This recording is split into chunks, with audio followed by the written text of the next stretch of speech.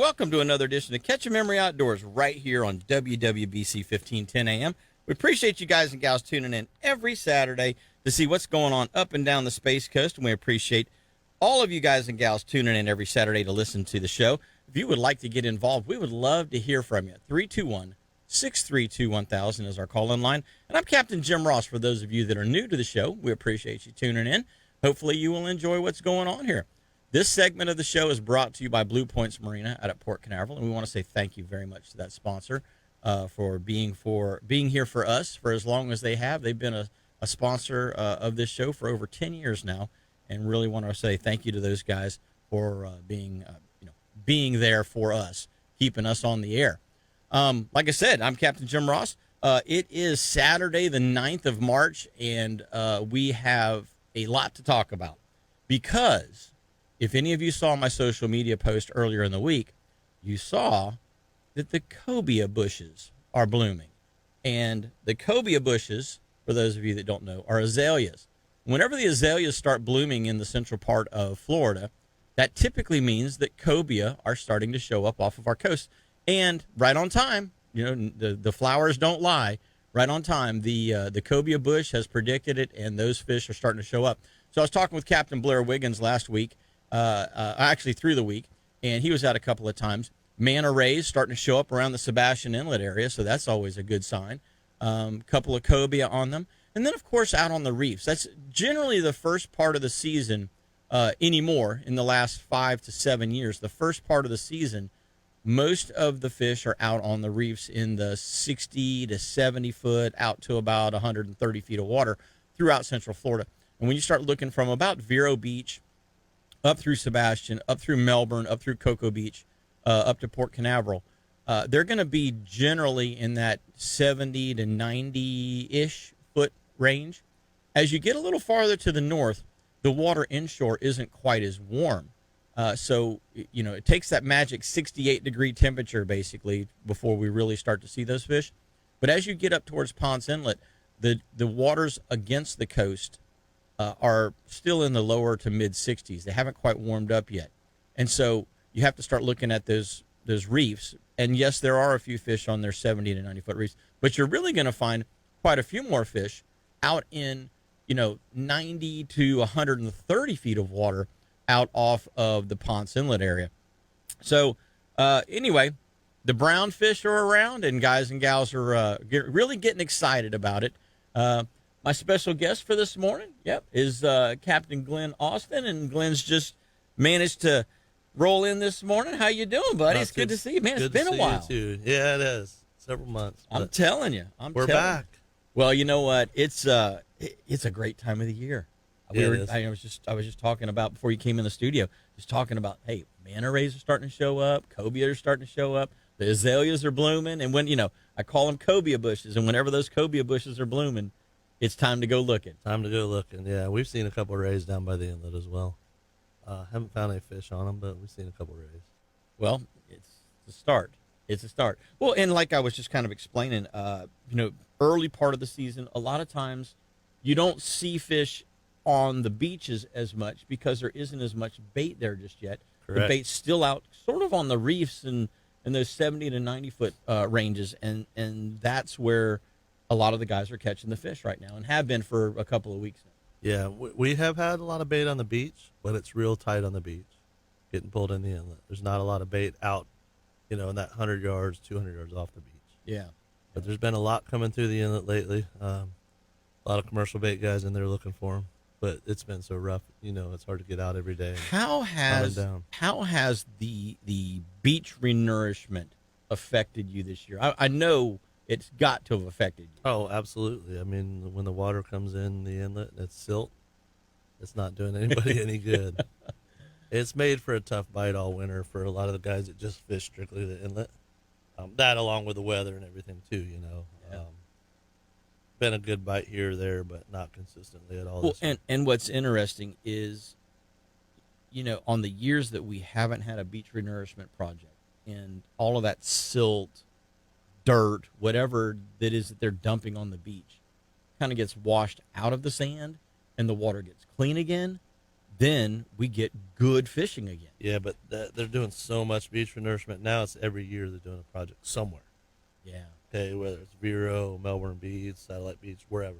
They're always doing it somewhere now. Seems like it's never ending except for turtle nesting season. They won't let them do it, which is a good thing. But I really wish they'd be pumping sand from the ocean, not trucking this stuff in from the state, because it's ruining the water quality and water clarity, and that's what people come here for. Yeah. They want nice, You, clean you know, it's water. it's interesting. If I personally was the Tourist Development Council for Brevard County, I'd be screaming. I would be hollering my head off. Oh yeah. Because it just in the last 2 weeks, I've seen advertisements for Destin and Fort Walton, and it's kids out sailing and scuba diving and Crystal clean snorkeling water. in crystal clear water. Come to Destin, Fort Walton, okay? And I've seen them for down around the Sanibel, not Sanibel, Sarasota area up to like the Tampa area. Yep. And then of course Crystal River. You can't really go to the beach in the Crystal River area, but down in the Tampa and Sarasota Absolutely. area, a lot of beaches. And once again, the entire premise of their advertising campaign revolved around the clean water and people enjoying the water. What has the Space Coast Office of Tourism got to say about that? I don't think there's much to Hey, say. come watch a rocket launch. Yeah. Yeah. Not much to say about the clean clear water. I will say, Come take a cruise. 2 summers ago, all summer long, you could run down the beach. On your way back, you'd be 10 miles away. On your way back, you see bottom the whole way back. Yeah. You could see the bottom all the way through the inlet. And even in the lagoon, we could see bottom all the way back to the boat ramp in the summertime, which is rare. I mean, usually, summer it's a little murky, a little muddy from all the rain. But 2 summers ago, it was crystal clear all the way through there, and it was just beautiful. And the fish were happy Fish because were the happy. bait fish were there. Yep. And again, we got some bait fish on the beach, and it's hanging in tight in the surf. Yeah. And it's getting pulled in the inlet pretty good. And there's quite a bit of bait in the lagoon, north and south of the inlet, so it's been pretty decent. The overall bite this winter has been a little off, but I think it has for a lot of people. Yeah. The hot, cold weather, the rain, the inconsistent. The rainier than temperature. average conditions that we had this winter, I think, really affected things a lot. But I was down last Friday, Yep. down fishing down in Sebastian, and from right around the inlet, almost all the way to Wabasso, the water still looked pretty good. All the way down into The Vero, water to the is north clear. was not Not nearly as good. Correct. And the inlet was surprisingly dirty on both tides. I fished the last of the outgoing, first of the incoming, and both tides were surprisingly turbid, if you will. Yeah, yeah. And it's there's some days when you get that south wind that pushes that beach nourishment water back in the inlet, and it's, as you know, silty. Yeah, yeah. But a lot of bluefish, a lot of ladyfish. There was a lot of action fishing. There was. I don't know, we didn't really try for any snook. I didn't really want to sit in the parking lot on the end of the jetty. Yep. And a couple of the places that we did try for snook a little bit around, some of the areas inside. Didn't have that great a success, but I really didn't have. I was just throwing shrimp. Yeah. We didn't really have snook baits, if you will. Well, We didn't have- snook bite in the river's definitely been off this winter. Yeah. Definitely starting to. Well, the kick places off that I would okay normally now. go to find them, I didn't have any luck. Yeah. No, So- we found some. It's been a tough bite. Now that everything's warmed up a bit, we've been getting a few here and there. But Now, what about mangrove snapper? Because I remember last year, you were and I think the year before, if I remember correctly, you were on a mangrove snapper tear, man. I mean, you were whacking them. well, wintertime is always something that we target mangroves because people like to eat them, and it's sometimes an easy catch. We did a lot less this winter. It was more like you said, a lot of bluefish, a lot of mackerel, a lot of jacks, ladyfish, a few mangrove snapper here, a few nice sheephead lately too as well. Along the rocks around the inlet and stuff, Gotcha. and along docks. And the mangrove snapper haven't been as plentiful as they normally would, but everything's cyclical a little bit. A lot of juvenile muttons. A lot of juvenile. I was muttons. going to say we did catch some muttons we were doing some drifts on the outgoing, and we caught a couple of muttons, and Yep. they weren't quite legal, but they weren't far from it. No, and you get out. We got out on the flats too, jigging for pompano. We were jigging up some juvenile muttons too. Oh, really? Okay. Yeah, so that's been pretty good. We got a few bonefish this winter. That's surprising. Juvenile little guys and a couple little permit, but overall fishing's been okay, pretty decent. It's just not the game fish that people want to target. The big snook, and those have been off a little bit. Well, and we really haven't seen any discharges from the Sebastian River, to my knowledge. Well, We have had we've had a few. Absolutely have had a few. During those heavy rains, throughout the Christmas time and through January, we've definitely had some discharges, some dirty water, which hasn't helped. But overall, I don't think it's been excessive. No. Yeah. Not like they're seeing down south in St. Lucie and over on the west coast coming out the Caloosahatchee River, where they're not like that. trying to dump feet worth of water out of Okeechobee, and that's just horrible. It's just absolutely Devastating. Destroys the coastal fisheries when they put fresh water in the saltwater areas.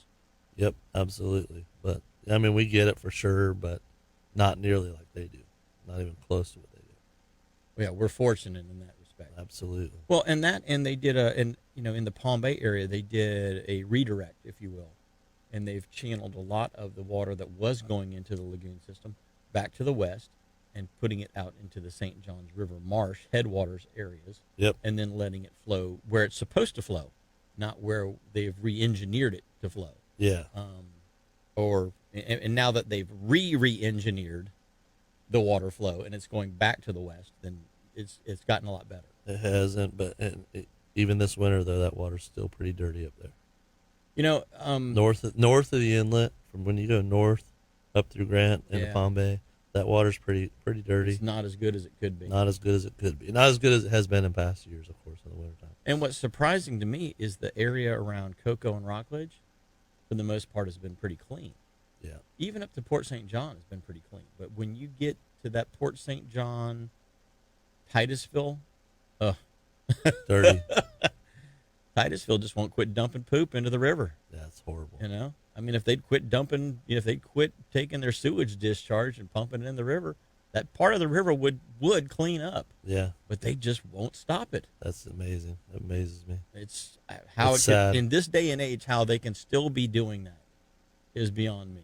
Well, we're overpopulating the area, and they can't handle it. And they won't. It's like they won't clean up their act.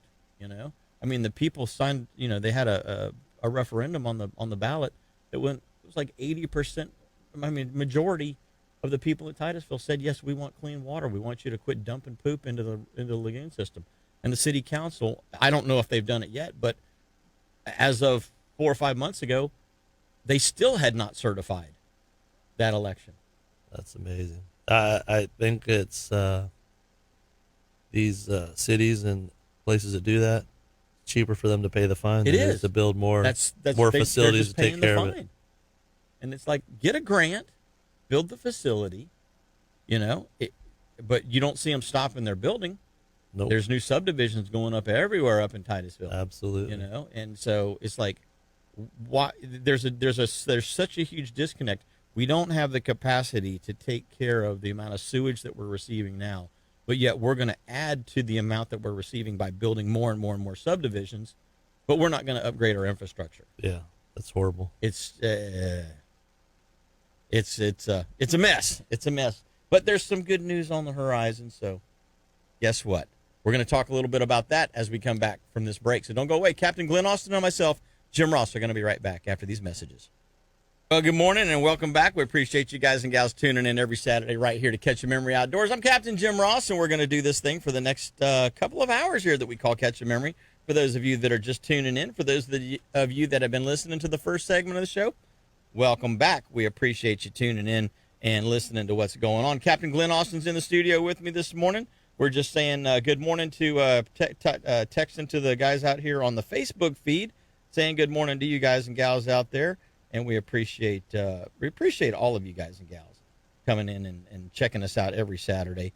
But, we got Daryl McCall. Saul Horning is on this morning. Good morning. Actually, I was talking with Jerry Smith last night. And was it Jerry? I was talking with I'll think of it in a minute.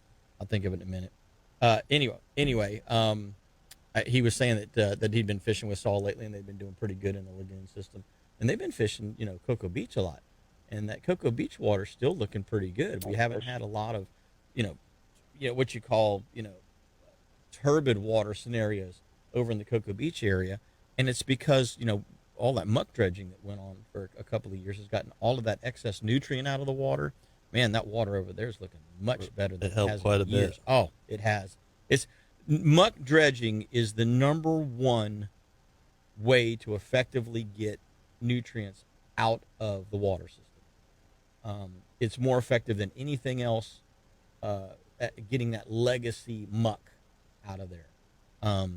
Once we get the legacy muck out, as long as we can stop the inputs from going in, we can kind of get the septic to sewer converted and get some more clams in the river. And this place is going to come back strong. Maybe do some grass planting like they did over in Tampa as well. That'd be an awesome thing. Well, you know what? There is some grass to be found out there, and Captain Mike Mann's been poling around and pushing the little boat around in it and doing some sight casting. Let's go to the phone lines and see what Mike's got going on this morning. Good morning, buddy. Hey, good morning, guys. How are you today? Good, man. Good. How's the water this morning? Windy. It is blustery this morning.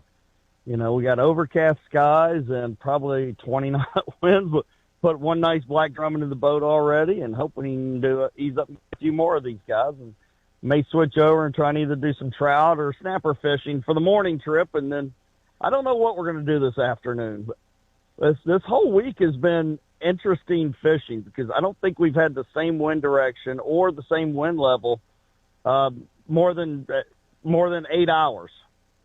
Yeah. Yep. You're right. Whole week or whole winter? Yeah, exactly. The whole winter. We started, I think, with east winds 15 to 20 on Monday.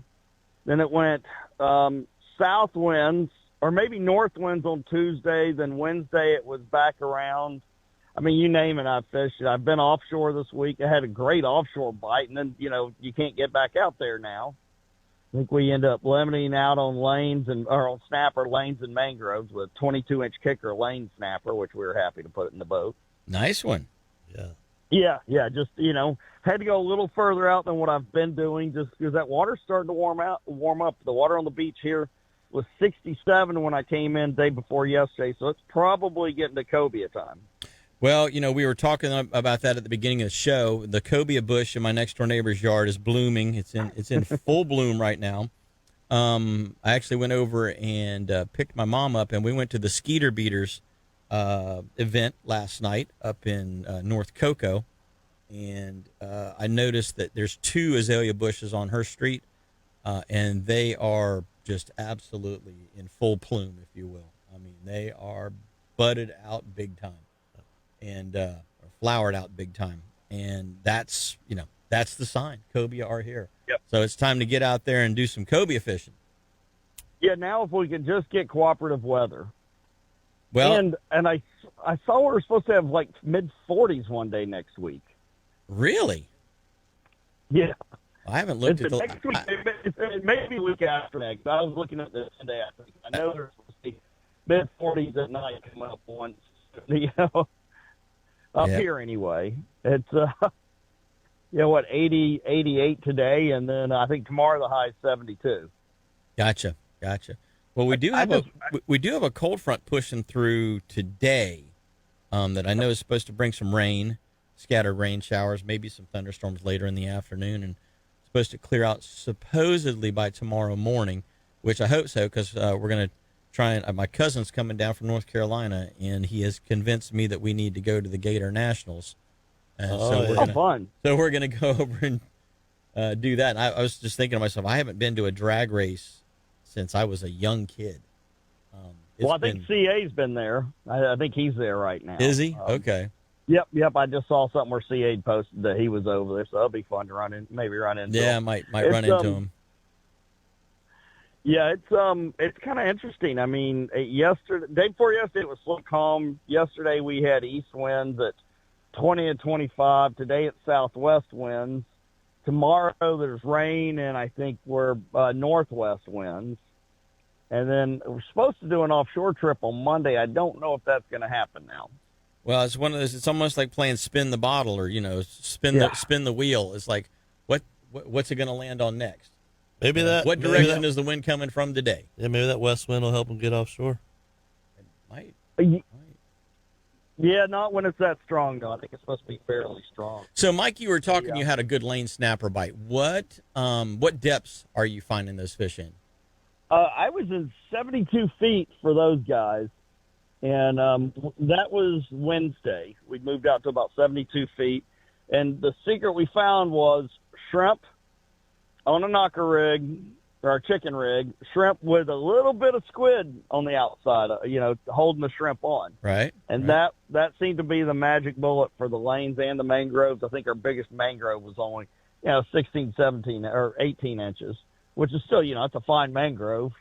But, didn't get any of the real big, multi-pound mangroves. But the lanes, I mean, I think the smallest lane we kept was probably 14, 15 inches. Those are beautiful fish.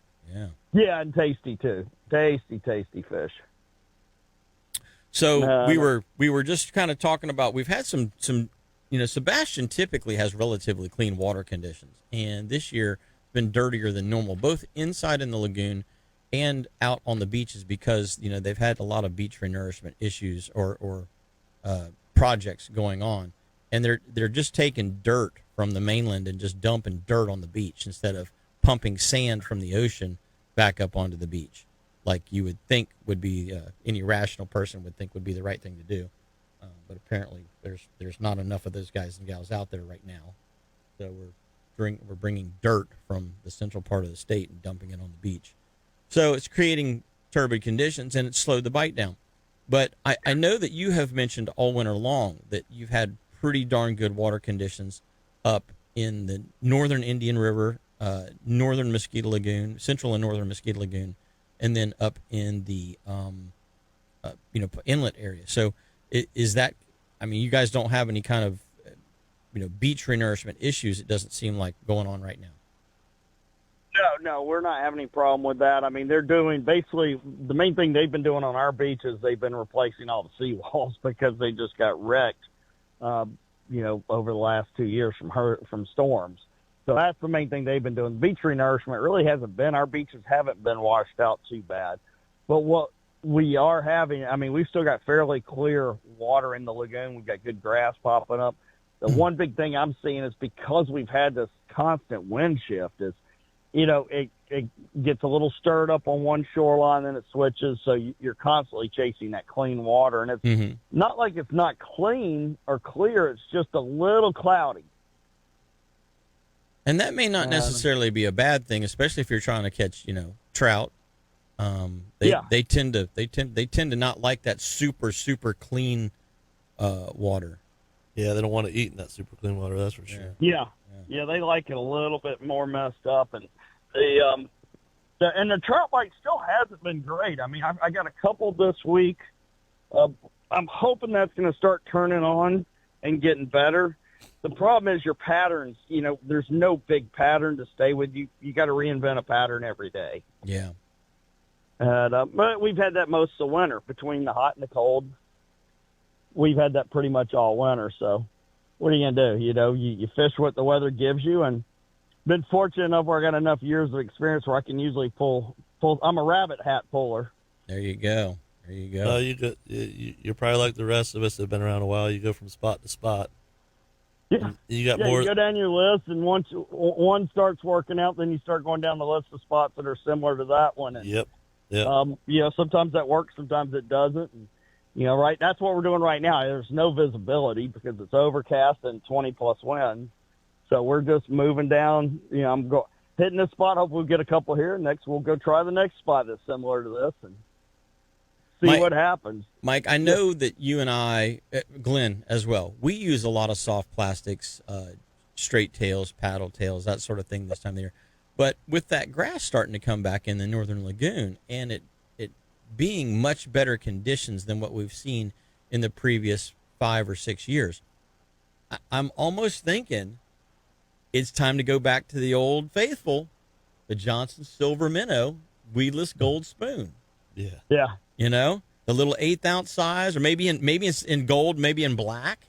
You know, that black chrome. Oh, You know, it seems to work it's pretty been good. a while since throwing a spoon. Those guys, and that's the thing, is the spoon you cast and retrieve, cast and retrieve. You're covering water. You can sight cast with it if you see a fish, but you can cover a lot of water blind casting. And in a condition like today, you know, I'm just kind of thinking overcast and windy. What went through my mind was a black 1/8 ounce size spoon may be the ticket. Yeah. You know, that might be just what they're looking for.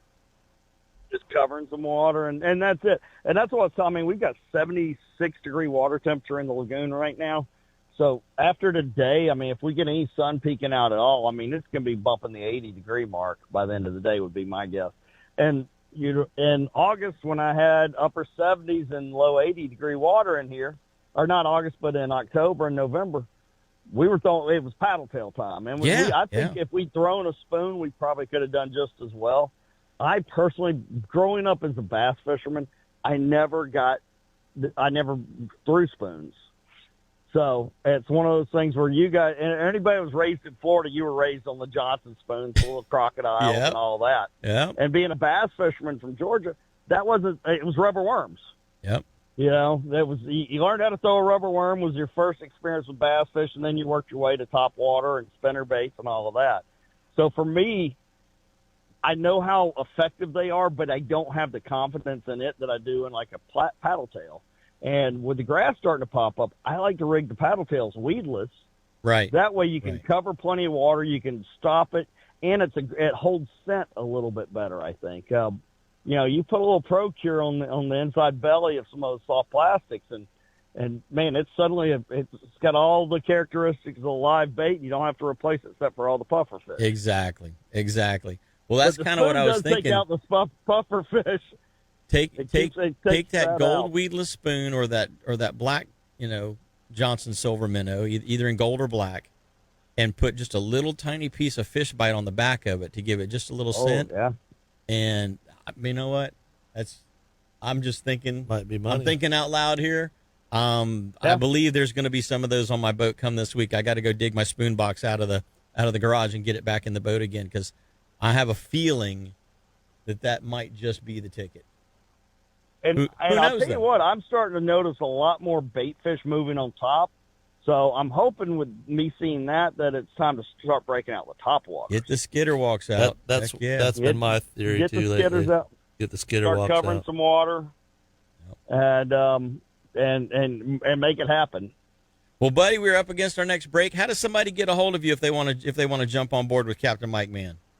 Yeah, I've got lots of days open in April. At the end of the month, I've got some days open last 2 weeks of the month. You can give me a call at 386-295-5991. You go right to my website, fatfishguide.com. Follow me on Instagram, CAPT Mike Mann with 2 N's, and Facebook, Fat Fish Guide Service. Get out there, catch a memory. Have a great weekend, guys. Spring forward tonight. Yeah, you got that right. All right, buddy. Thanks for the report. We appreciate that. Thanks, guys. Thanks, Mike. Thanks, Mike. Hey, guys and gals, we want to let you know this segment of the show has been brought to you by Lamb Deck. If you haven't tried the Lamb Deck, I'm telling you, it's a game changer. Even if you don't do the whole boat, at least get yourself a helm pad. It is absolutely a game changer on your knees, your ankles, and your back when you're on the boat all day. Give them a call at 321-505-4888 and tell Tom or Jaden up there at Lamb Deck in Titusville that you heard it right here on Catch a Memory Outdoors. We are going to be right back with Captain Glyn Austin and myself, Captain Jim Ross, after these messages, so don't go away. Welcome back. We appreciate you tuning in every Saturday right here to Catch a Memory Outdoors. This segment of the show is brought to you by Engel Coolers. If you haven't checked them out, go to engelcoolers.com. They got a fantastic selection of just about anything that you could possibly want in a cooler.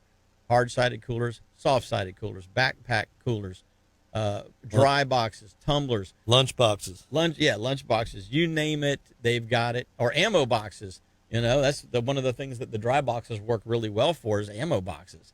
And So, check them out at inglecoolers.com. Also, you can stop down at Strike Zone in Melbourne. In fact, they're having a big tent sale today, and they've got a pretty good supply of, they had a big display of Ingles kind of all stacked up right when you walk in the door. So you can go down there and check out the different sizes. And one of my favorites is the live well. I love the little live well cooler box. That thing keeps bait really well for, if you're just running a day trip. It's a great way to keep some shrimp or some mud minnows alive, and it's really, really effective and really, really quiet. And that's the nice thing about it is you're not running a bait well pump. So if I'm poling around in my little skiff, I have my little Ingle live well cooler on the boat because it's not a bait well pump running and making noise in the water and scaring the fish away. So check them out at inglecoolers.com. Glyn, we were talking about the cobia. It's been a couple of years since we had a really good cobia run, and I'm not sure we're going to get a really good cobia run this year, but the preliminary weeks leading up to now, there have been quite a few fish coming from the reefs, and the party boat's been catching them for a month and a half now. The guys that are running offshore and doing some dropping for the lane snapper and the mangrove snapper, like Mike Mann was mentioning in the last segment of the show, those guys are doing pretty good on them. But what's interesting is, cobia will respond to chum, and a lot of times you don't chum because of sharks. Correct. But it's a double-edged sword. If you chum and you bring a big bull shark up, the likelihood this time of the year, the likelihood of a cobia being on him is pretty good. Yep. But how do you catch the cobia and not let the shark eat him? That's the quandary, if you will. And the one thing that I've been noticing over the years is that if I see a cobia following a shark, the shark's coming to the boat, the shark's doing whatever the shark's doing. We've got the shark up to where we can visibly see him. I'll throw to the cobia, or most of the time I'll make the cast because it's not something that a customer can precisely do a lot of the time. A lot of the time, yep. I'll throw it. As soon as I see the cobia eat, stick, circle hook, whatever, stick them, and then open the bail, and then hand the rod to the customer. And the cobia at first will act a little funny, and sometimes the shark will key in on that, and sometimes they won't. But once you've got the hook in them, and they start feeling that little bit of drag from the line, they'll stop following the shark, and then they go in a different direction. And once you get the cobia away from the shark, that seems to be when you can land them and not have the shark eat them. The fish that are following the sharks and they're right on the shark, and you hook them, especially like with a jig, you hook that fish and then immediately put pressure on him, and he starts to struggle, that's it. The shark's just going to turn around Sharks, and eat him. He's gone. Shark eats him. And so it's one of those things where you've got to outsmart the shark. And so it's a learning concept. A lot of anglers out there, they're like, oh, I'm just going to hook the cobia and I'm going to rip it to the boat. You're not ripping a cobia to the boat. No. Especially a good size one. Even a 30-inch fish, you're not ripping. You're not bass skiing that thing across the top of the water like you see on MLF. You're not doing that with a cobia. It's not happening. And he's going to be a snack for the bull shark or for the sandbar shark or whatever. And then you're going to have the sharks fired up all day long. And then you can't get rid of the sharks because now they're on point. They're I smell blood in the water, and so when you create that scenario, now you're never going to land a fish. So it's one of those things where you have to be sneaky and stealthy about it. And I carry, I'm like you, I carry a lot of spinning rods with, big spinning rods with a lot of line capacity. And if I let that fish run 100 yards the opposite direction away from the shark, that's fine. And then the second thing that I do is I follow the line. I drive, instead of putting a lot of pressure on the fish, I drive and get close to the fish again. And then we start to put pressure on it. I just tell the customer, just keep reeling, turn the handle, just keep reeling. And then, once we get up to, so that our angle is not scoped out, it's down, to where the fish is, then we'll start to put pressure on it. And we've been much more successful doing that than we have trying to yank them away. Trying to just manhandle them off of the side of the shark. because it becomes a shark snack every single time. Yeah, we've had reports of quite a few guys that are out on the reef now, hooking cobia, but getting away from the sharks is tough. So I'm not sure why they haven't come in yet close, but I'm sure it's going to be sometime soon. Well, I think going back to that bait thing, you were saying that the bait that is there is super tight to the beach. If it was out there in 20 or 30 feet of water, 30, 40 feet, balled up, yeah, the cobia would probably be on them. But since they're so tight to the beach, the cobia don't really want to be right in the surf break. Nope.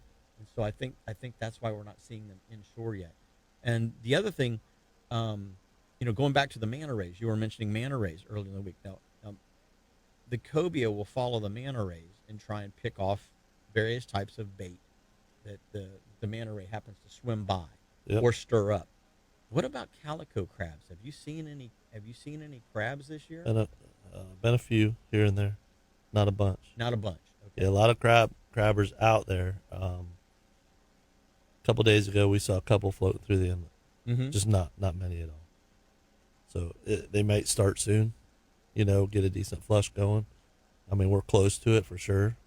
Maybe it'll be April. We'll see how it goes. Well, that's the one thing is that, cobia season a lot of times will extend. It'll start in March, but it'll extend out, even into mid-April. Yep. You're still able to catch pretty consistently catch cobia. Yeah, along the beaches. Yeah. So. Yeah, we're just looking forward to some calm weather to be able to get out there. Well, that and like you say, hopefully cleaner water conditions. Water, sure. That's paramount when it comes to the bait. I mean, if that water has silt in it, the bait does not like it. No, they don't. Menhaden are really the only species of fish that you'll find in dirty water, and that's because they create their own silt. Sure. As they're spinning and creating muds, they're already accustomed to that, and so they're not as deterred by dirtier water conditions as greenies and pilchards and sardines and those types of baits. For sure. Usually, if you find a mud, you're looking for pilchard or pogies. Yeah. Now, what about we were talking about the inside mangrove snapper bite last year was really good. This year, not so much. Where do you think those fish are? Do you think they're just offshore on the reefs? You don't think they've come in? Or? I think they probably move into the inlet a little bit too. I mean, a lot of those fish, I'm sure, stay in the river, but I think they'll move into the inlet as well. And I don't usually fish the inlet inside for mangroves. We're hitting little rock piles outside, docks outside, and we're still catching some here and there, just not in the numbers we can normally catch them. Yeah. Well, it is what it is. I mean, you can only do what the conditions allow you to do. And everything's cyclical. You know that, and I know that. You look at some years where you'll just whack the mangroves or whack the sheephead or catch a bunch of pompano inside, and then there's other years where it's a lot slower. So everything's cyclical. You just gotta take advantage of what you know, and work those areas that you know. And if something doesn't work, just move on, do something different. Well, let's go ahead and take our next break and get that out of the way. When we come back, we got a whole lot more with Captain Glyn Austin, one of the best anglers I know, especially in the Sebastian area. You guys and gals, if you got any questions for Glyn, give us a call, 321-632-1000. That's 321-632-1000. Give us a call right here at Catch Your Memory Outdoors. We're going to be right back after these messages. Appreciate you tuning in every Saturday right here to Catch Your Memory Outdoors. This segment of the show is brought to you by Sun State Pest Management. And if you are like me, you have noticed around the house the last couple of days that all of a sudden there's some little ant mounds popping up from underneath your cement walkway and maybe your back patio and right around the driveway area. And it's like, it's starting. Yeah. It's starting. So guess what? My guy Chad from Sun State Pest Management is going to be at the house here in a couple of days to take care of that problem. Not that they've gotten in the house, but I don't want them in the house. No. It's my house. Yep. Stay outside. Keep the bugs and out. I really don't even want you out there. So call Sun State Pest Management because you know as well as I do the ant season is on the march right now, literally. Yeah, I got my termite bond in the mail from them the other day. Yeah. So keep that going.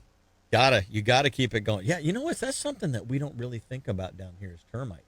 But any house, my mom's house got termites. A lot of She has a cinder block first story. I was just going to say, it doesn't matter if it's cinder block or wood, you can get termites. And her second story got termites in it. Yep. And she had to get the house tinted. Yep. Well, we started with them back when we built our house in 92. We got a termite bond started then, and we've been with Sun State ever since. I'm not going to switch. Steve's company does a great job. And come out once a year, inspect everything. If they need to spray something, they'll spray something. Yep.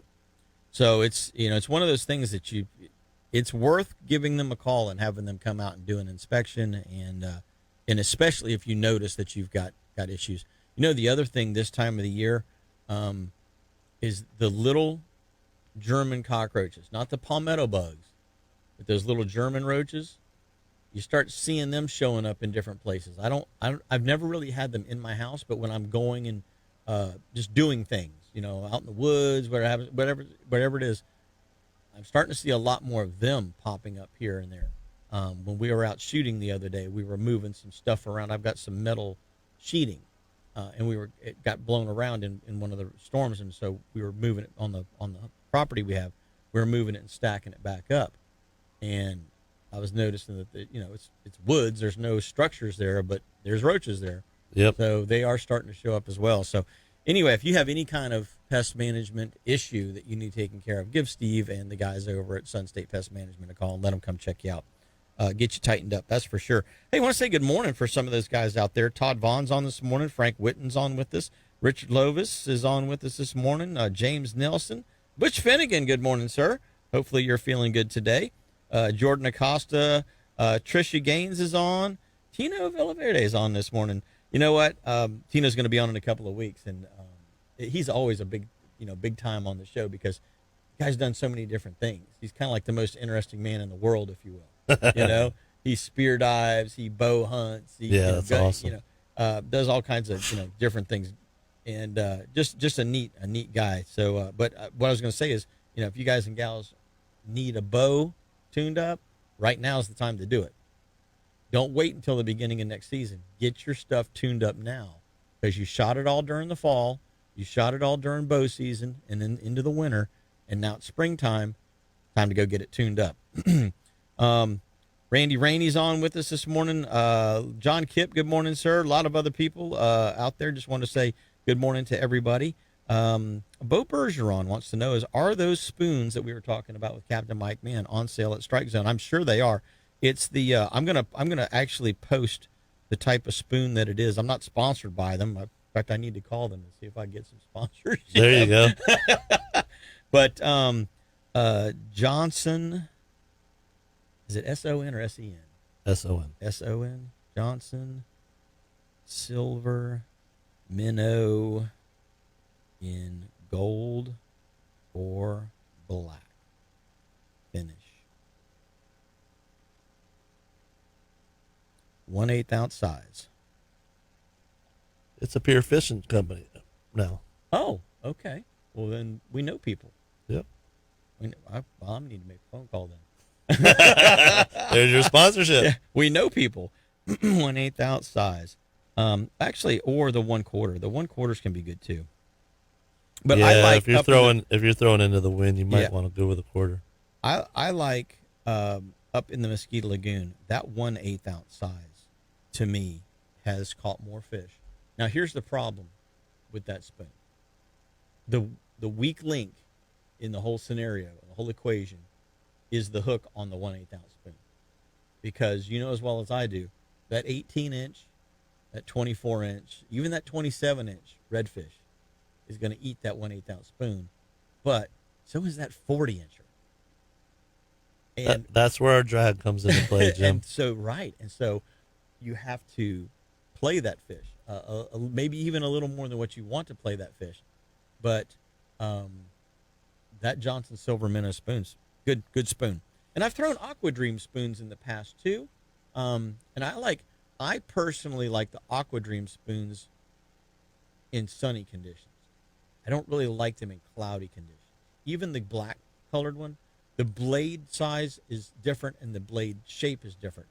And I like the Silver Minnow better overall, but I don't like the hook on it. Yep.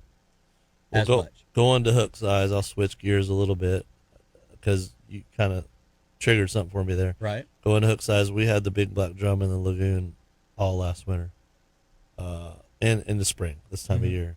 So, and they're the 20 to 50 pound fish, and we're getting them to eat artificials pretty good. But if you went with too big of a jig head, they wouldn't eat it. You had to scale down your jig head, and the hook actually, they would eat it better, and the hook would penetrate better. But you just couldn't put too much pressure on it. A 1/8 ounce jig head can be a surprisingly deadly weapon. Yep. And like you say, with the right drag setting, you can land those fish. Yep.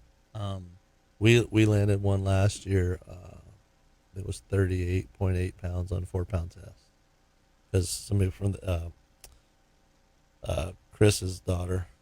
FSFA club? Yeah, FSFA. They were looking for the Chris Delaney's daughter was looking for a 4-pound record, or not record, but 4-pound weight class fish. She needed a 20-point fish. Yeah, 20-point fish. She was trying to get 20-point fish on so she that. caught one on 4 pounds. That's cool. 38.8, if I remember right. There's some big fish right now, in all through the Indian River, around the NASA Causeway Bridge, the Parish Park Causeway Bridge, Yep. the Railroad Bridge. And they've been hit or miss in the lagoon down there by us this year, but they go in and out of the inlet and stuff, and we haven't consistently been on them like we were last year. Last year was pretty consistent. I'd go find them most days. Well, you had cleaner water conditions last year. So Yeah, that's the one thing. But They even don't like dirty water. They don't like dirty water, but also when you bump that school up, you knew. Oh yeah. You knew where they were. There was no question about it. Yeah. But that's what I was going to when you said hook size. Hook size, man, those fish wouldn't eat with a, go to 1/2 ounce jig head with a heavy hook on it. And they didn't want to mess with it. Drop it down to a 1/4 ounce, 3/8 ounce, 1/4 ounce, or 1/8 ounce, and you get more bites that way for sure. And better penetration. I have been a huge fan of the saltwater assassin products for a long time, and there's two things in particular that they make that there's very few other companies out there that make anything like it. One is their spring lock jig head, so it's got a corkscrew on the back of it. Now there's a couple of companies that are starting to make them as well now, but Assassin originated this 20 years ago, 20 plus 30, almost 30 years ago. They came out with their spring lock jig head. It holds a plastic bait better than any other jig head that I've ever used. And it has a short shank jig hook on it. A lot of the jig hooks are a little bit longer shank hooks, and that short shank jig hook is just stronger. It doesn't open up as easily. It takes an extra pound or 2 pounds of pressure to get that thing to open up as compared to a lot of the other jigs on the market, simply because of the design of the hook. And then the second one is, so if I'm throwing plastics, that's my go-to plastic hook, or plastic jig head. And they come anywhere from 1/32 or 1/8 all the way up to 3/8 or 5/8 or something like that. Pretty good size jig heads. But in that short shank 2/0 hook, they also make what's called a Buddha jig head, Boodah, or Booda. I forgot if it's got an H on the end or not. That particular one that's my go-to. I catch everything on that because it doesn't have a barb sticking off of the hook shank. It's just got a little tiny piece of lead that's supposed to kind of sort of be a hook keeper, but doesn't really work. Mm-hmm. And the reason they designed it the way they designed it is they designed it as like a drop shot type scenario, or what they call a Ned rig. Ned rig, yep. And it's just for throwing like little trick worms, little stick worms, if you will, like a Cinco downsized, if you would, little thin finesse worms, and that's what this was designed for.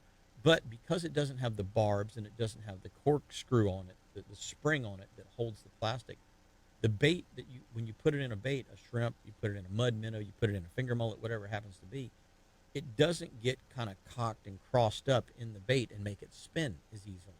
Yep. So that short shank Buddha or Buddha jig head comes in a variety of colors, comes in, or no color at all, just regular lead, and anywhere that 1/8, 1/32, 1/8, 1/4 ounce size, man, I catch so many fish on it, and you'll catch 40-inch redfish, you'll catch 40-pound drum. all the triple tail, that you could ever want to catch. We just catch everything on those jig heads, and it's one of those things where you find a little nugget, a little secret like that. And for years, I didn't tell anybody about it, but I've had so many people ask about that jig head that it's like, you know what, it's common. It's a common product out there in the marketplace anymore. Guys aren't necessarily using it for the same reason that I'm using it, but hey, here's another application for this particular jig head, and it really works well. Really works well. So I would suggest checking them out on the Saltwater Assassin website. Hey, guys and gals, we're going to take our top of the hour break. Got a whole nother hour of Catch a Memory coming at you. I'm Captain Jim Ross. He's Captain Glyn Austin, and we're going to be right back with this thing we call Catch a Memory after these messages.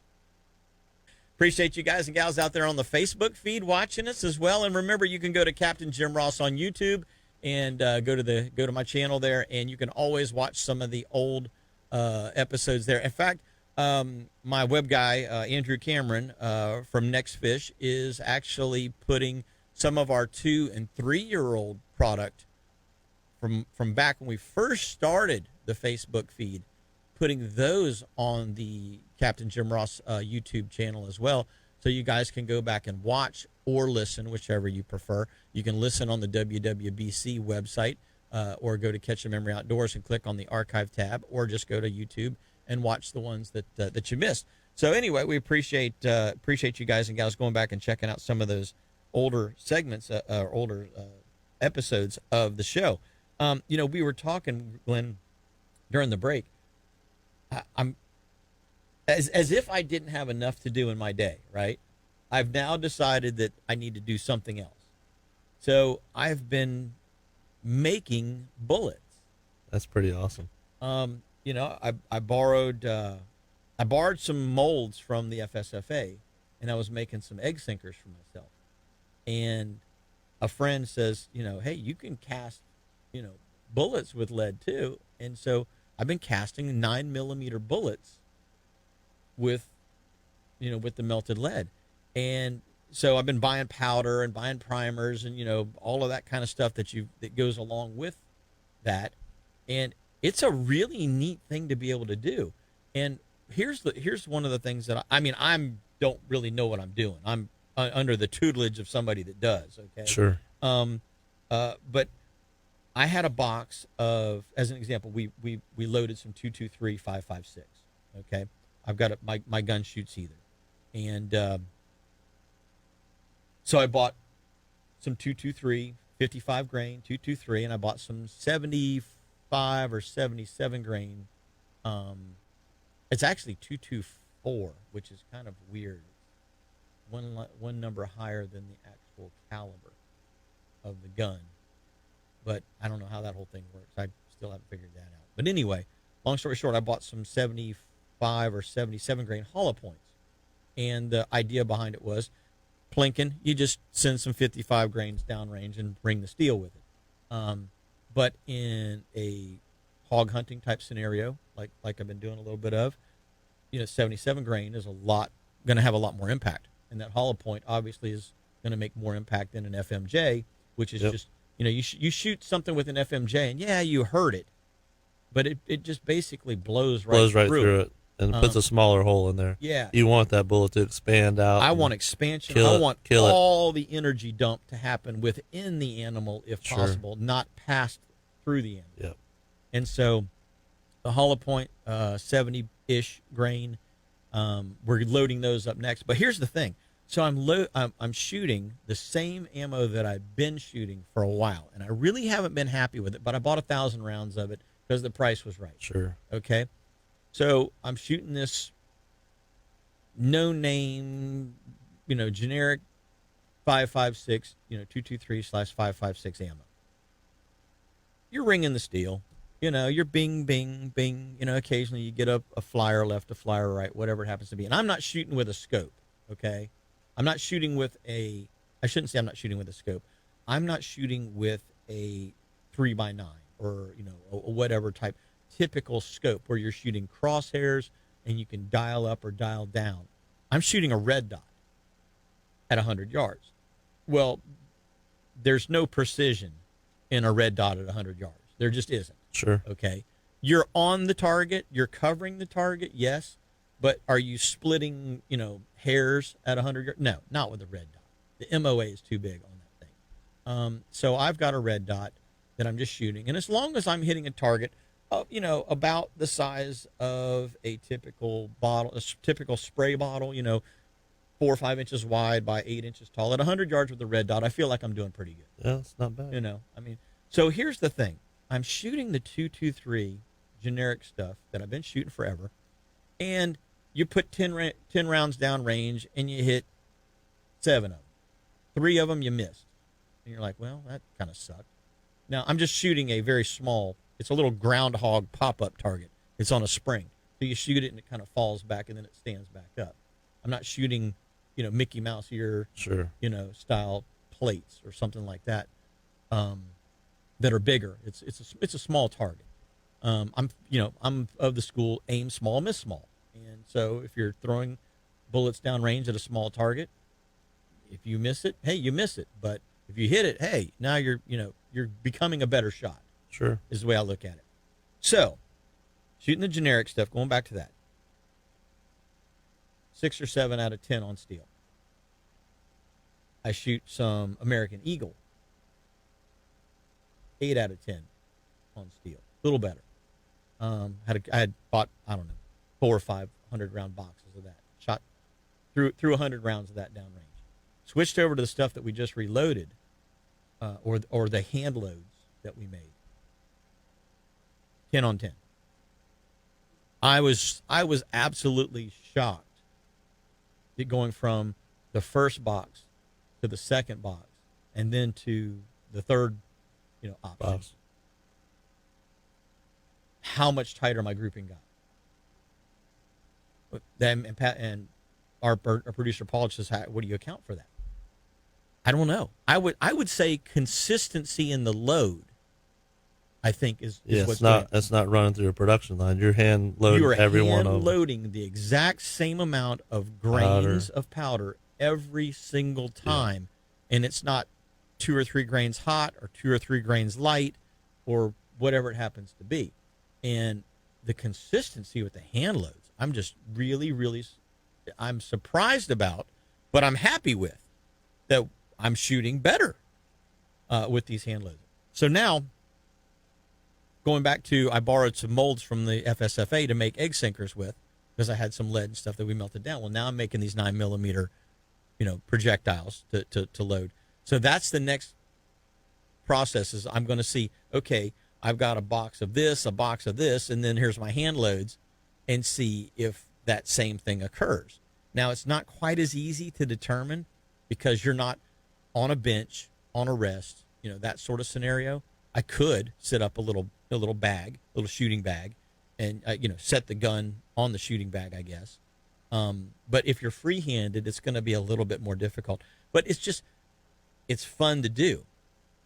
It's time-consuming, and obviously there's a lot of knowledge that goes into it. When you start looking at the powder charts and the size of the grains of the bullets and different things, is it a 115 grain bullet? Is it a 124 grain? Is it a 127 grain?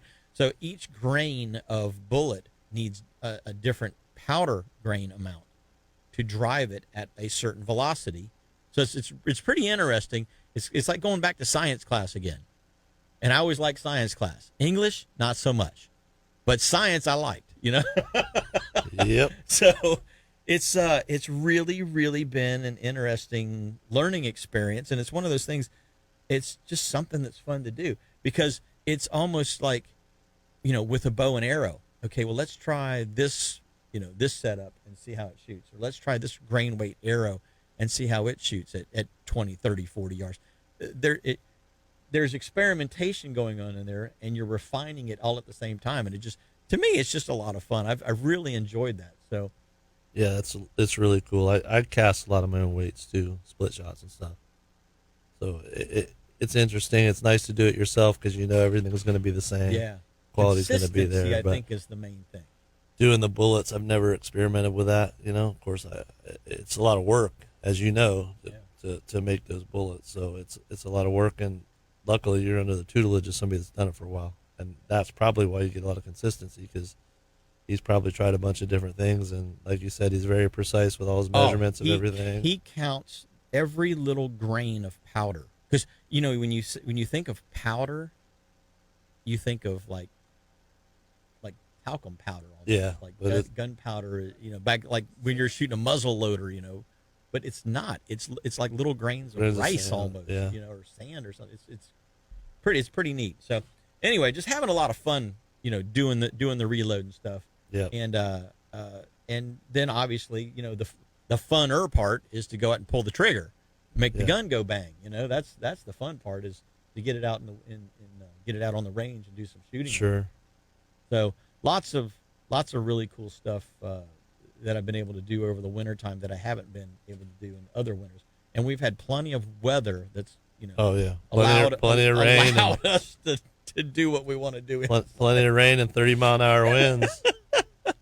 So, hey, one thing, switching gears when we come back, I know we got a break coming up, but you saw the guy that smuggled 28 illegals into Sebastian Inlet. So maybe when we come back, we'll talk about that a little bit about that. Well, let's go ahead and take our break. Hey, guys and gals, 321-632-1000. That's 321-632-1000. You can get right here at the studio. You can talk with myself and Captain Glyn Austin. We're going to be right back with more Catch a Memory after these messages. Here to Catch a Memory. This segment of the show is brought to you by Petrucci Insurance, and you guys and gals know that if you've gotten your renewals, guess what? It ain't cheaper. Insurance did not go down this year at all. In fact, if anything, it went up 15, 18, sometimes 20%. So you need to make sure that you're not paying too much for your insurance. Give Petrucci a call. They are an independent agent and independent insurance agents that will find you the best deal for your particular scenario. Give them a call. Let them do a rate quote. They will save you money. If there's money to be saved, they will find it for you. That's what they do. 321-632-1200. That's 321-632-1200. And tell them you heard about it right here on Catch a Memory so they know where it's coming from. Hey, let's do the fishing and boating conditions real quick, and then we'll get back to talking about what Glyn wanted to talk about with the smuggling operations going on around the Sebastian Inlet area. Today, we got a south wind at 10 to 15, becoming southwest at 10 to 15 by tonight. Seas inside of 20 miles are supposed to be 3 to 4 feet with a dominant period of about 10 seconds. And that seems to be what they are this morning. The 4-mile buoy outside of Canaveral, the water temperature is 70 degrees. Seas are 3 feet at 10 seconds. The 20-mile buoy, the water temperature is 71 degrees, and seas are 4 feet at 11 seconds. And then the 6-mile buoy outside of Fort Pierce, water temp 74 degrees, 3 feet at 11 seconds. Western edge of the Gulf Stream, this is kind of interesting. It's 44 out of Ponce, right? It's 30 out of Canaveral. Guess what it is out of Sebastian this morning? 16. Nope. Go the opposite direction. Canaveral's 30. First time 30. I've ever seen this. You're saying 36? 32. Wow. Usually it's saying the western edge of the Gulf Stream out of Sebastian is 32 nautical miles. It's pushed way out. Either that's somebody got dyslexic and put 23 in backwards. Yeah, because usually we see say 20, 15 to 26, somewhere in there. It said 32 this morning, so not sure if that's a correct one, but if it is, that will be the first time that I've in 20 years of Saturday mornings of talking about this. This will be the first time I've ever seen Sebastian farther out than Canaveral. Yeah. So, I'm thinking it's a mistake, but who knows? I don't have the satellites. Maybe the west wind. You never know. Yeah, you never know. Surf temps right now, Ponce is 63, Cocoa Beach is 70, and Sebastian is about 72. And the tides, you've got a low tide coming up at 12:50 p.m. and a high at 6:59 p.m. Then Sebastian Inlet, 12:59 p.m. and is the low, and the high is at 7:13 p.m. Remember, basically add 3 hours to that, and you've got the current change at the inlet. Between 2 3/4, and sometimes it's 3 hours and 10 minutes. You never know, but there's always a window there depending on what direction the wind's blowing. And then the solar lunar tables, best times to hunt and fish, presented by All About Archery. Major is at 11:06 a.m. this morning to 1:06 p.m. And the minor this evening goes from 5:25 to 6:25. So those are going to be some good times to get out right there around lunchtime. And then, of course, right there around sunset. Good time to be on the Sunset's on the always a water good time to be out. in the woods. Absolutely. Glenn, you were talking about this, the smuggling that was going on in the Sebastian area. There's 28 people trying to get smuggled into Sebastian Inlet. On a big center console. That's kind of insane. You hear about it a lot down in Miami, the Keys. You don't hear about it much in Central Florida. Well, here's the thing. Who's coming back from the Bahamas in the middle of the night and thinking that they're actually going to not be noticed? Yeah. Between the heat signatures, radar, all of the things that are going on up and down the coast that the government is running. Who's thinking that they're actually going to get through that? And they're watching most boats, if not all boats. But when you see a 42-foot center console, and then you, like you said, put the heat signature on it, and you see all the people on it, it's just... I mean, it's a no-brainer. It's a no-brainer, yeah. But you don't hear about that stuff coming up in Central Florida here. No, because usually the run's longer. Yeah, the run's so much longer. It's an extra 60 miles for them to do that. And maybe that's why they decided to do it that way. They're thinking that, they weren't going to get caught because patrolled less. But like you said, with all the radar and everything. Now, I don't know a whole lot about it. All I know is what I read on the news. I read that the captain's name was Michael Milano. I don't know anybody by that name around here. So was it somebody from out of the country? Was it somebody from South Florida that did it? I couldn't tell you. All I know is what I've read in the news, and there really hasn't been a whole lot in the news about it. A couple little stories here and there. Well, I mean, what's 28 people when you've got millions coming across the southern border every month? Yeah, and then I saw there was 3 busloads in Fort Pierce. They were being let off in Fort Pierce. Really? That's interesting because the governor normally ships them back up to Massachusetts. Yeah. Yeah. Yeah. Either there or Martha's Vineyard. Yeah. Yeah. Get rid of them. Yeah, it's something you don't see a lot around here, so it was pretty interesting to see that happen. And, good thing they caught them. Yeah. I don't know what's going to happen with the immigrants, if they're going to send them I back. understand people wanting to come to this country to make a life better for themselves, but we have laws in place. Do it right. Captain Kyle Weaver has been trying to, well, here's the thing that there's a lot of things that don't make any sense, okay? But Captain Kyle Weaver is married to a girl from Nova Scotia, from Canada. She's Canadian, Yep. basically. They've been trying for years to get her and her daughter to be able to come And live here full and time. live here. And he's jumping through every flaming hoop that he's had to jump through, and still to this day she doesn't have her citizenship or even dual citizenship. They're still waiting on the process. And it's okay, every time you turn around it's more money and more money and more money, and he's like, they're moneying you to death on this thing. He goes, let's just get it done, right? Yep. So the people walking across the southern border, it's costing each taxpayer, it's costing us about $44,000 per year per person to house, feed, clothe, give them medical care, and whatever else they're getting. And their debit cards. And now they're getting welfare. Yeah. Now they're getting government assistance. Where's my government assistance? Where's your government assistance? Where's every listener of this radio program's government assistance? Because we're here already. We could use some assistance. I don't know about you, but I could use $44,000. Heck yeah. I'm not sure if there's anybody out there listening right now that couldn't use $44,000. You know what I'm saying? Absolutely. Where's ours? So you're here illegally, and you're bleeding our system and robbing our citizens, as well as, now I would say our less fortunate citizens, our people that do need help, our veterans, Disabled vets, and these people that really truly need help, and you're giving this money to somebody who's here illegally. And I don't know. That's a whole nother tangent that we just kind of got off on. yeah. That I seriously don't agree with what our government is doing. I understand people need the ability to try to come here if they're trying to make a better life for themselves. But to bleed us down the way they're bleeding us, I mean, where's your $44,000 tax credit? Yep. I could use it on my taxes. Heck, I don't know. Even if you didn't give me the cash, give me the credit towards it. I don't even know if I make $44,000 a year. I didn't last year. I didn't. Yeah. I made $41,000 last year. Yeah.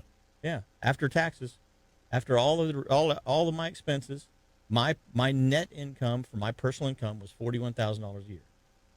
That's not much. Nope. You know, so where's my 44,000?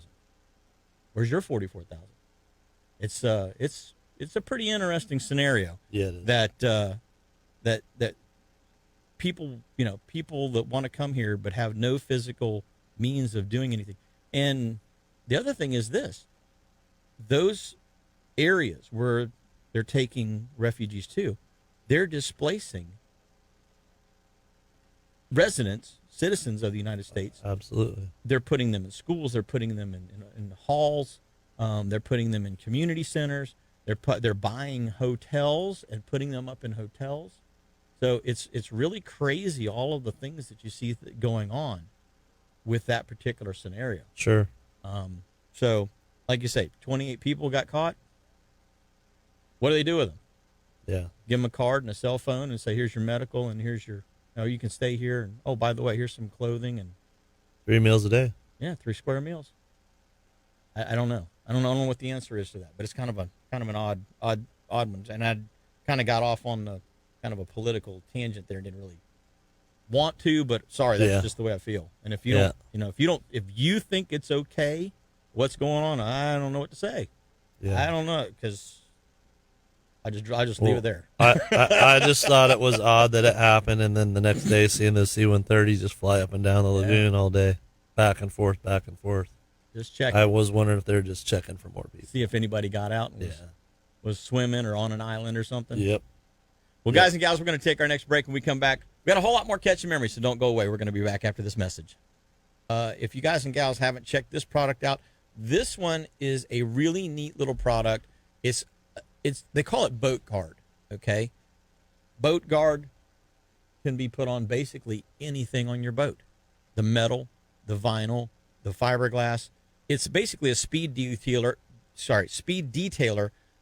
with a UV protection and some PTEF in it, and it's just really, really light coating. You spray it on, wipe it off. It works good on your windshields. It works good on everything. I mean, everything on a boat you can spray this on, and it just gives a nice little coating. It's all-purpose detailer protection. Yeah, it's not as heavy or last as long as their polymers, the polymer waxes and stuff like that. But just for a quick cleanup, man, I tell you, the main thing I notice with it is hard water spots on your windshield and on your electronics and stuff. It gets that stuff and just takes it away. My motor cowling, okay? There's always salt and stuff, wanting to build up on the motor cowling whenever you get splashed up on there. And this just puts a nice little coat. I can come home, I can run the salt off on it real quick, and basically the boat looks clean at that point. And then you just kind of hit the high spots, hit the hard dirt spots, and you're done. Yep. So it's a great little product. It's called Boat Guard Speed Detailer Ultimate Boat Guard from Starbright. Check it out. You guys and gals will like it. And I buy the big bottle. I don't buy anything in a little bottle. No, there's no sense. If I can buy it by the gallon, I buy the gallon. And refill your spray and bottle. refill my spray bottles. Yeah, that's what I do with all the deck cleaners and all the mold and mildew cleaners and stuff like that. I buy everything by the gallon. So good stuff. You guys and gals, check it out. You're going to be impressed. Glenn, we were talking about cobia, and the cobia season is just kind of starting. It's going to last for another month at least. We're going to have cobia around in fairly decent numbers for another month. On structures, you'll find them popping up on bait pods here and there. You'll find them free swimming every so often. But then comes our favorite time of the year. Yeah, well, and my favorite time of the year is starting right now. Like you said, the cobia, big jacks on the beach, big jacks on the beach, the tarpon, poppers on sharks. There's so much opportunity out there. The kingfish should be hitting the beach pretty thick here, actually, starting April, May-ish, and then the tarpon, like you said, man. So I'm just looking forward to getting some consistent warmer weather, maybe some consistent west winds or light winds, Lighter. and calm seas. This year has been the persistent 3 to 4 foot groundswell. Well, pretty much since winter November. all Pretty much winter long. since Yeah. November, October, November. It's been tough to get out, and the days you can get out, we found some tarpon this winter that wouldn't eat. I found some. We got to play with the spinner sharks a little bit and the black tips, which is a lot of fun. That's always fun. But I'm looking forward to getting out there and get the Let's talk bonita. let's talk about rigging for the sharks real quick. Okay. Because you can't just go out there and kind of haphazardly shark fish. No. There's a method to the madness if you want to be successful. So let's talk about how does Captain Glyn Austin rig up for a shark? Well, what I like to do is I like throwing poppers at the black tips. I mean, I'll live bait too, and as you know, if you're live baiting for the jacks or you're live baiting for the tarpon, you're going to get the shark. So, in that scenario, if I'm live baiting, I'm only throwing my fluoro leader, 80-pound fluoro leader or 100-pound mono leader. So that's what I'll do when I'm live baiting.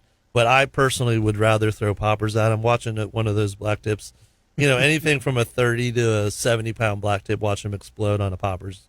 It's insane. And if you like topwater fishing, it's some of the funnest topwater fishing. If you like tarpon fishing, those fish fight just like a tarpon. They can get acrobatic. They can, super fast fish. So when you rig for them, I'll use those Rapala Explode poppers. They're expensive. They're not cheap. There's other $20. Yeah, $20-$30. Plenty of other poppers will work too. But the first thing to do is you take those dang treble hooks off. Because nobody wants to be doing surgery on a black tip that's thrashing at the side of the boat, or if you bring it in the boat, it's really a lot of work. So take the trebles off and put you some VMC inline singles on. And I'll typically only put one single on because I don't want to deal with two hooks, so I'll just put one in the back. And half the fun of topwater fishing is just watching them explode on it. So even with the trebles or even with two singles, a lot of times they'll just whack it, pop it up in there, and miss it. So first thing when you're rigging is, like I said, take the trebles off, put a single on the back. You'll catch plenty of them with it. Then run about, let's say, a 12 to 18-inch piece of wire. Now, do you prefer single strand or do you like multi-strand wire? I prefer the single strand because it's just quicker to do the haywire twist versus crimping on the multi-strand. Multi-strand will work better. I've even had some tieable wire that I've used in the past, but I just, the single strand just quick and easy. So if it does kink, it's easy to quickly retie on another one. So I'll run a 12 to 18-inch piece of wire, and then I'll run 100 to 150-pound mono, depending on what I got on the boat. And you're putting an Albright there, or you're putting a swivel there? No, I'm putting a swivel. Okay. I don't tie wire to leader at all. I'll always use a swivel. Okay. And that gives the bait a little more pressure, or not But a little more freedom. It's a fairly small swivel, though. I mean, the size Yeah, it's not like a big 3. It's like I'll use a smaller swivel. I like ball bearing swivels, although they get quite expensive. Sometimes I won't buy them. Keep a pack of swivels in there, and you don't go through a lot of baits. And a lot of times when those black tips will come up and whack it, I've actually had them just hit the leader above the wire, and then your power's out there floating. Usually you can find it, or they'll hit it, they'll fight it for a while, and all of a sudden it's gone, and you reel back no lure, and then after a couple minutes you'll watch that lure pop back up. So a lot of times they'll bite it, you won't even get the hook in them. But so let's talk about popper colors. Do you think it matters? I don't think it really matters because they're going after that action. But what I will tell you is that white body red head, I've had them hit that more consistently than anything else. Yeah, and the other thing about the white body red head is when it pops back up, it's easier to see. Yep. I mean, I've had them hit multiple different colors. I mean, I've been using a lot of different colors now because that Explode and that white body red head has been unavailable for a year and a half. Yeah, exactly. So I've just been. I like bright colors, like you said, so you can see them easier. But that's peacock or parrot or whatever that one color is. It's got pinks and purples and all that. Yep. That particular one to me is an easy one to see as well. Yeah. So, I mean, that's typically how I rig. It's pretty simple: 12 to 18-inch piece of wire with a swivel to, a good section of that 100-pound mono or 150-pound mono. That way, their tails don't cut you off. And from the mono to your braid, what are you tying there? I do double unis. Double unis, yeah. If you're a FG knot guy, FG knot would be great because you can reel the leader up in a little easier. because it's hard for me to reel that double uni up and you're running such a long leader, it's hard to cast. Yeah. So some people struggle with it a little bit. My the grandson loves doing it. So if he's on the boat with me when I got customers, he'll cast for the customers. You just let him do it. He'll cast. He just loves it. The one thing I was going to say is that, when you're looking for gear, when you're looking for a rod in particular to throw that particular rig, that heavy mono, pretty good size knot, heavy plug. Now you can throw these things 60 yards. I mean, you can sling them Absolutely. out there. They'll go Get them a long way. ways. And you can do that from the beach too, because those Yeah. fish are usually close enough to the beach to get them from the beach. I got a buddy that does it all the time. But when you're buying a rod, find a rod with oversized guides. Absolutely. It's imperative that you're on your spinning rod. You want to find a spinning rod that the guides almost look like they were like on the wrong size blank. Yep. Like they're too big for that particular rod. And that's the rod you want. Yeah, I like a 7.6 to 8 foot rod. Yes. 8 foot's kind of tough on the boat, so I found a 7.6 that I really like, and it's got, I think, either 10 or 12 millimeter guides up on the tip, so it's a pretty Big good sized guides up there, and that's the thing. Of course, you want double foot guides because you're putting a ton of pressure on them. Same gear as you'd want for tarpon. So, but it's a blast. Like you said, you cast them, 40, 60 yards and just work it back, and sometimes you'll see 2 or 3 of them chasing it, just like jacks, man. They just try and eat it. What's interesting to me is the way the black tips come up behind it and follow it for a minute. Yep. And you're going, okay, eat it. And you're working it and chugging it. And come on, eat it. Come on. And then all of a sudden they decide, okay, I'm going to eat it now.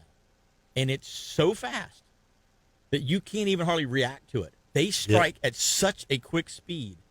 When they take that plug, you're like, it's like it kind of throws you back. You're like, whoa, it startles you. Oh, he got it.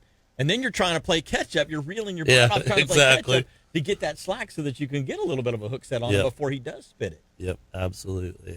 And like you said, they'll follow it real subtly. I mean, they'll follow it and you'll see them right behind it. And they might swipe at it 2 or 3 times, or they might just follow it. And then, like you said, when they want to attack, they just hit the turbo mode and go for it. And here's the other thing. When you're setting the hook on those fish, you want to set multiple times. Reeling, setting.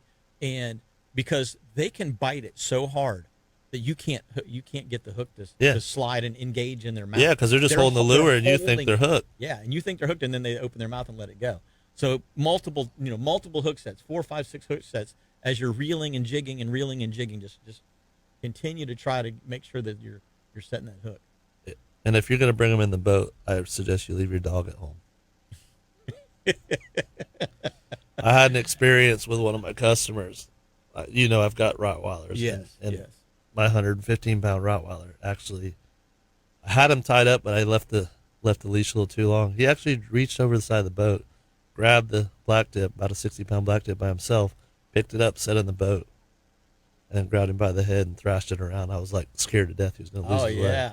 But it turned out all right. But dogs and sharks don't. Learning moment. Yeah, learning moment. We'll chalk that one up. To, hey, we need to do something different next time. And I've got a low-sided boat. I didn't think the dog was that strong to pick up a 60-pound black tip and drop it in the boat, but now you know. Now I know. Pretty exciting time, but it was a little scary. Here's the other thing: when the black tips are in the area and they're not following, that may be an even more impressive strike. Yeah. That surprise strike. Oh yeah. Yeah, if you're throwing at jacks or something in a black tip. And I've caught, the big bluefish will eat them as well. I've caught little bluefish on a, what is that? A 10-inch popper. Yeah. Now, so we've got our Rapala Explode or similar style popper. We've got some wire. We've got a small yet strong swivel. I like a lot of the VMC stuff, and I like a lot of the crocodile swivels are really good. Sure. Swivels. They're strong for their size. And then your 100-pound leader. Now, how long are you making your 100-pound leader? Typically I'll make it about between 4 and 6 feet long. Gotcha. Yeah, because the tail slap, they got a long tail on them, so that tail slap will cut you off if you're too short. And then a double uni.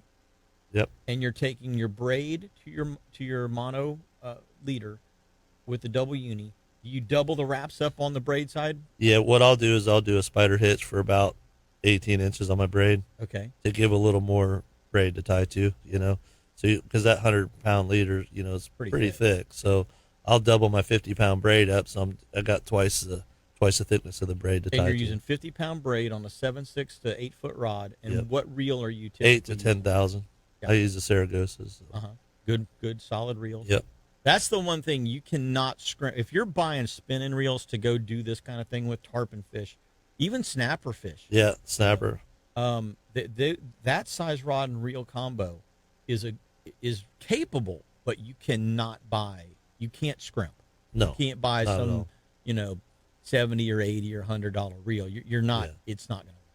You're going to blow that thing up. So Mhm. spend a little more money and get a good solid, like a Saragossa, like a pin slammer or a pin spin fisher, an authority, a Cabo, one of those reels that's probably more in that $200 to $200 to $300 $400-ish range.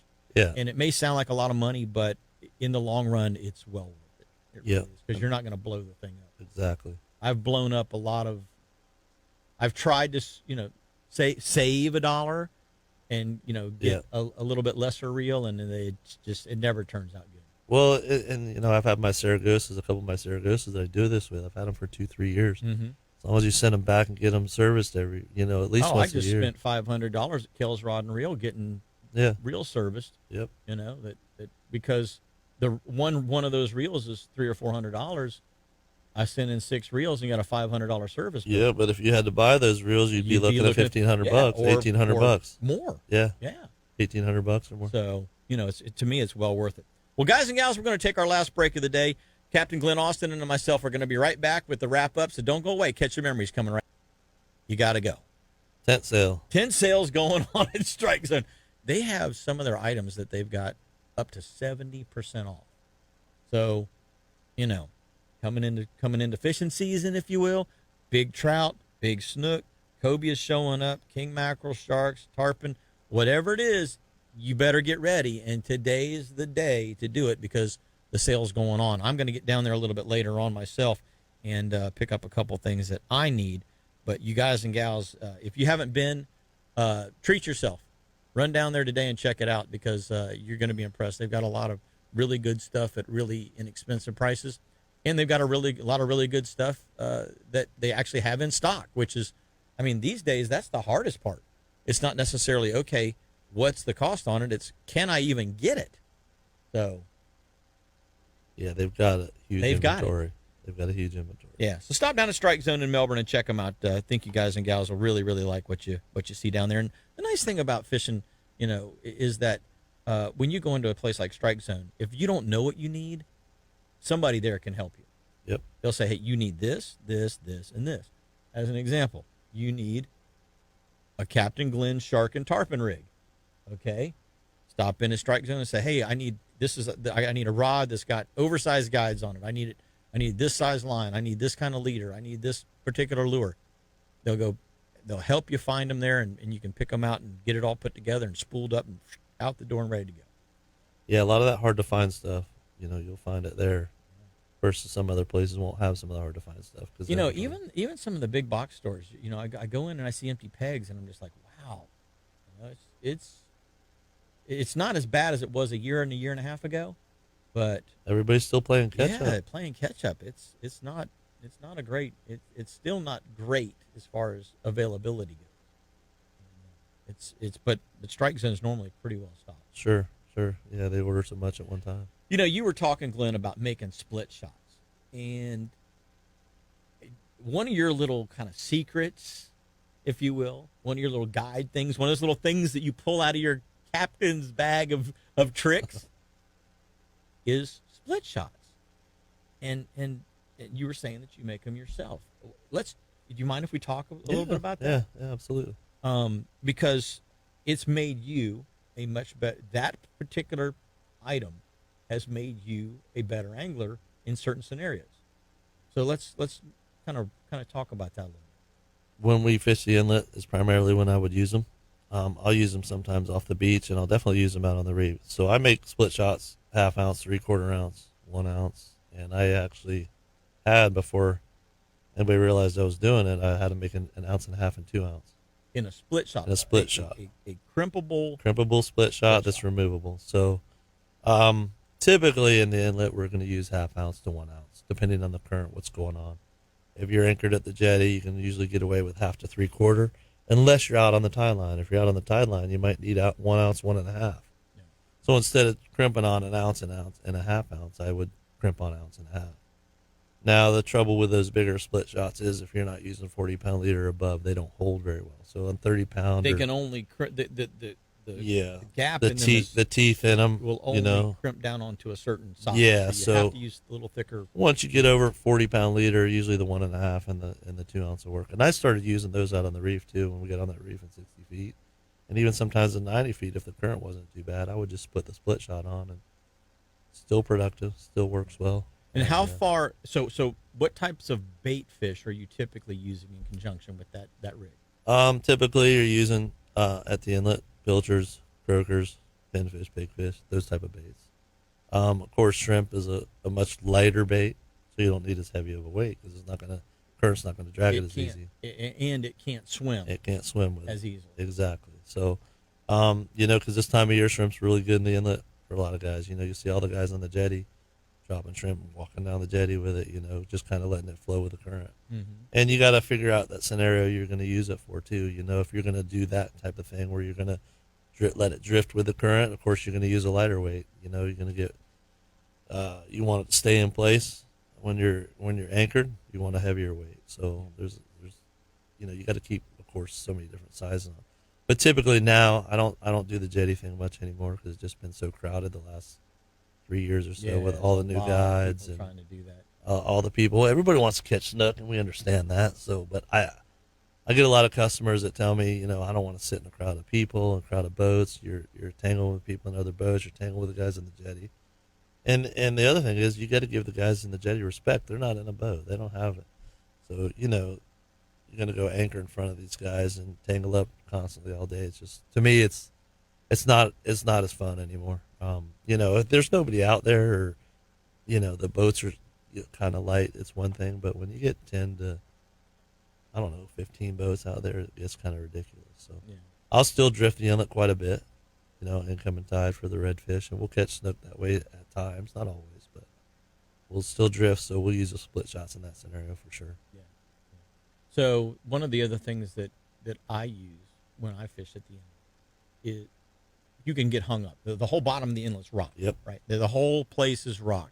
And one of the things I've really come to rely on, R&R Tackle makes kite floats for your kite rigs when they're sail fishing. Those floats are so durable. I use these R&R floats for everything, and I just adjust the depth. So I run it as a slip cork. Yep. And I just adjust the depth of my slip to whatever depth I'm fishing. And so one of the things, we were catching mutton snapper the other day when I was down in the inlet. Yep. And what we were doing, split shot about a foot above the shrimp. Sure. On a circle hook. And then 8 feet of dropper from the split shot to the cork.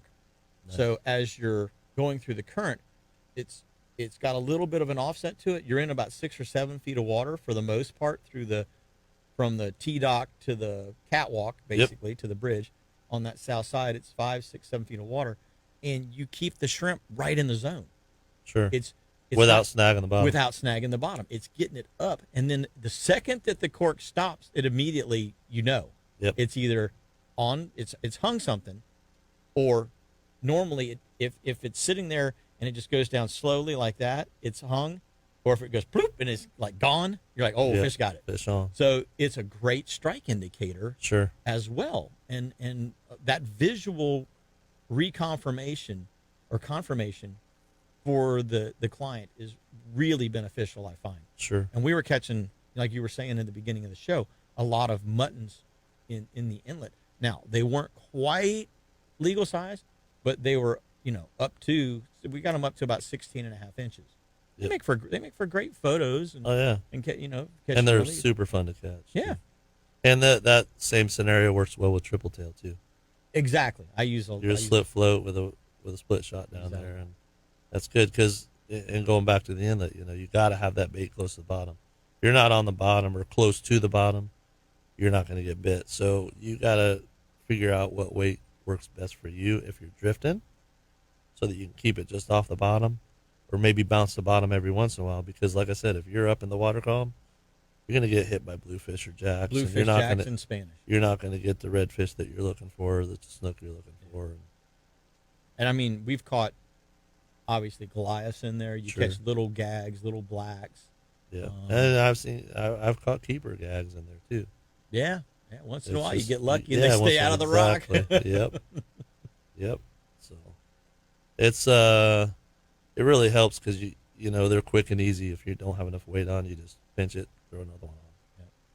So the split shots, those oversized split shots, really, I mean, on a day-to-day basis, you rely on them heavily. Absolutely, and now most of the tackle stores are carrying them, so you can get them pretty much anywhere you go. Now, we had mentioned jacks and tarpon. That's in a month and a half. Bonita coming up. Bonitas, lot of fun things to throw lures at and catch them on. We got about a minute left. What lure do you like to throw at those fish best? I like small baits. I'm a small bait guy. Small baits still catch big fish, so I can use that mirror lure, Little John. I can catch bonita. I can catch big kingfish. We caught 51-pound kingfish on that 3.5-inch mirror lure, Little John. on a trout towel, basically. Yeah, basically on a trout towel. And I catch a couple kingfish a year on that. A couple tarpon a year. The you bonita. get the tarpon really good on that. Yeah, at times we do. Especially when there's glass minnows around. But we get like I said, kingfish. The bonita love it, because it's a small profile when they're eating the glass minnows. So you catch a lot of fish on those little baits, and I think a lot of it's how you work it, and a lot of it's what your confidence is. I started using that bait when it first came out because my buddy helped develop it. So everything from big snook to redfish to trout, it's just one of my favorites.